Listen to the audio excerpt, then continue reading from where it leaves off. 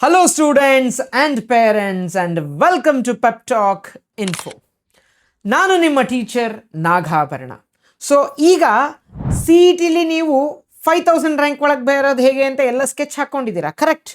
ಈಗ ನಿಮ್ಮ ಪ್ರಿಪರೇಷನ್ಗೆ ಯಾವ ಥರ ರೋಡ್ ಮ್ಯಾಪ್ ಬೇಕು ಅಂತ ನಾನು ಇವತ್ತು ಡಿಸ್ಕಸ್ ಮಾಡ್ತೀನಿ. Today I am discussing how to score above 45 in mathematics in your C E T. ಯಾವ ಚಾಪ್ಟರ್ನ ಫಸ್ಟ್ ಫೋಕಸ್ ಮಾಡಬೇಕು ಡೀಟೇಲ್ ಆಗಿ ಹೇಳ್ತೀನಿ. ಅದೇ ಥರನೇ ನೀವು ಓದ್ಕೊಳ್ಳಿ ಮಕ್ಕಳೇ, ಆಯಿತಾ? ಸೊ ನಿಮಗೆ ಗೊತ್ತು, ಫಸ್ಟ್ ಪಿ ಯು ಸಿಯಿಂದ 15 to 17 ಮಾರ್ಕ್ಸ್ ಬರುತ್ತೆ, +or-2 ಮಾರ್ಕ್ಸ್ ಪ್ರತಿ ವರ್ಷ ವೇರಿಯೇಷನ್ ಇದ್ದೇ ಇರುತ್ತೆ. ಆ್ಯಂಡ್ ಸೆಕೆಂಡ್ ಪಿ ಯು ಸಿಯಿಂದ 45 +or-2 ಮಾರ್ಕ್ಸ್ ಇದ್ದೇ ಇರುತ್ತೆ. ಸೊ ಬರೆಯೋದೇ 60 ಮಾರ್ಕ್ಸ್ಗೆ ಅಲ್ವಾ ನಿಮ್ಮ ಸಿ ಇ ಟಿನ. ಈ 60 ಮಾರ್ಕ್ಸಲ್ಲಿ ನೀವು 60ಗೆ 60ನೇ ಓದಬೇಕು ಅಂತ ಇಲ್ಲ, ಆಯಿತಾ? ಫಸ್ಟ್ ಆಫ್ ಆಲ್ ನೀವು 55ಗೆ ಕರೆಕ್ಟ್ ಪ್ರಿಪರೇಷನ್ ಆಗಿ 90% ಆ್ಯಕ್ಯುರಸಿ ಇದ್ದರೂ 50 ಪರ್ ಸಬ್ಜೆಕ್ಟ್ ಸ್ಕೋರ್ ಮಾಡಿದ್ರು you will be ending up in getting a rank below 1000, ಆಯಿತಾ? ನಾನು ಅದನ್ನು ಎಕ್ಸಾಂಪಲ್ಲು ತೋರಿಸ್ಬಿಟ್ಟಿದ್ದೀನಿ ಪ್ರೀವಿಯಸ್ ಇಯರ್ ಸ್ಟೂಡೆಂಟ್ಸ್ದು, ಆಯಿತಾ? ನಿಮ್ಮ ಫೋಕಸ್ ಏನಿರಬೇಕು, ಪ್ರಿಪರೇಷನ್ ಕ್ಲೀನಾಗಿ ಇರಬೇಕು. ನಾನು ಯಾವ್ಯಾವ ಚಾಪ್ಟರ್ ಇವತ್ತು ಹೇಳ್ತೀನಲ್ಲ ಅದನ್ನು 100% ಕ್ಲೀನಾಗಿ ಓದಬೇಕು.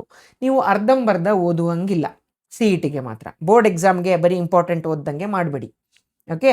ತುಂಬ ಕಷ್ಟ ಆಗಿಬಿಡುತ್ತೆ ಸಿ ಇ ಟಿಲಿ ಸ್ಕೋರಿಂಗ್ ಅವಾಗ. ಸೊ ಸರಿನಾ?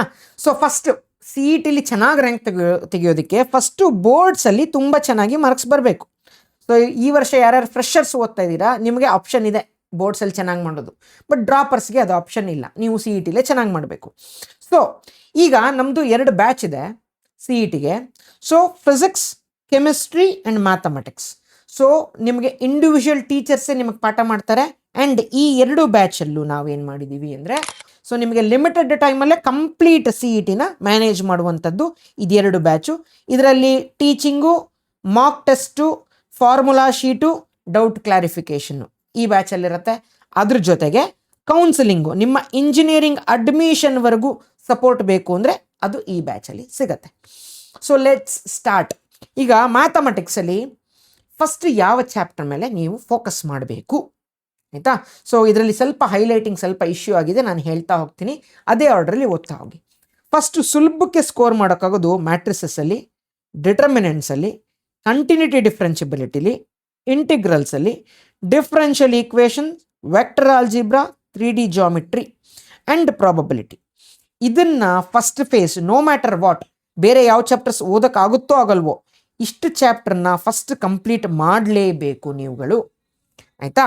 ಇದಾದಮೇಲೆ ಸೆಕೆಂಡ್ ಹಂತದಲ್ಲಿ ಏನು ಮಾಡಿ ಅಂದರೆ, you start with inverse trigonometry, application of derivatives, application of integrals, linear programming, lastly relation and function lastly ಓದುವಂಥದ್ದು. ಯಾಕೆ ಅಂತ ಹೇಳಿದ್ರೆ ಇಲ್ಲಿ ಫಂಕ್ಷನ್ಸ್ ಮೇಲೆ ಸಖತ್ ಕಷ್ಟದ ಪ್ರಾಬ್ಲಮೇ ಬರೋದು ಯಾವಾಗಲೂ. ಸೊ ಈಗ ನೀವು ಯೂಟ್ಯೂಬಲ್ಲೇ ನೋಡಿ, ಯೂಟ್ಯೂಬಲ್ಲಿ 1 ಮಿನಿಟ್ ಒಳಗೆ ಸಾಲ್ವ್ ಮಾಡೋಂಥರದ್ದು ಯಾವ ಚಾಪ್ಟರ್ ತೊಗೋತಾರೆ ಗೊತ್ತಾ?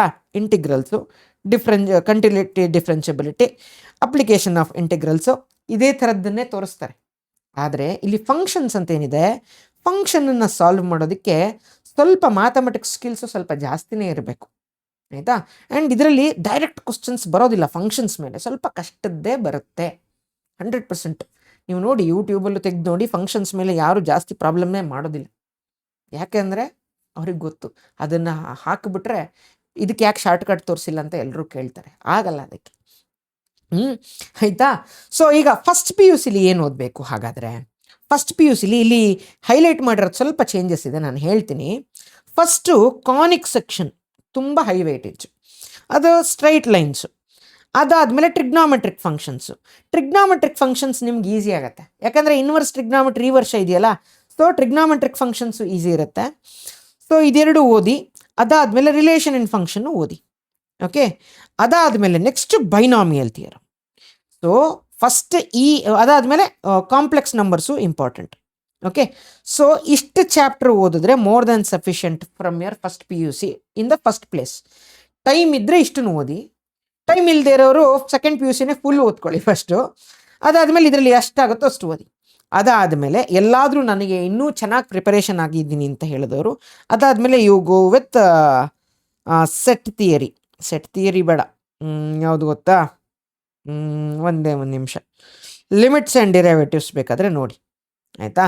ಸೊ ಇಷ್ಟು ಸಾಕು. ಒಂದು 5 ಮಾರ್ಕ್ಸ್ ಬಿಟ್ಟರು you will be getting preparation for 55. ನಿಮ್ಮದು 90% ಅಕ್ಯುರೇಸಿ ಇದ್ದರೂ 50 ಮಾರ್ಕ್ಸ್ ಬರುತ್ತೆ. ಲೆಸ್ ದ್ಯಾನ್ 1000 ರ್ಯಾಂಕ್ ಬರುತ್ತೆ, ಆಯಿತಾ. ಸೊ ನಿಮಗೆ ಇವಾಗ ನಾನು ಸ್ಟ್ರಾಟಜಿ ಹೇಳಿದ್ದೀನಿ, ಇದನ್ನೇ ಓದಬೇಕು ಅಂತ. ಇದೇ ಥರನೇ ಓದಿ.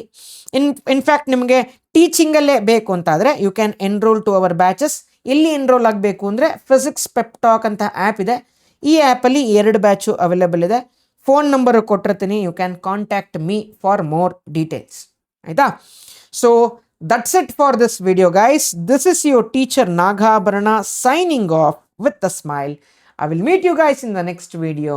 Until then, have a nice day. Bye.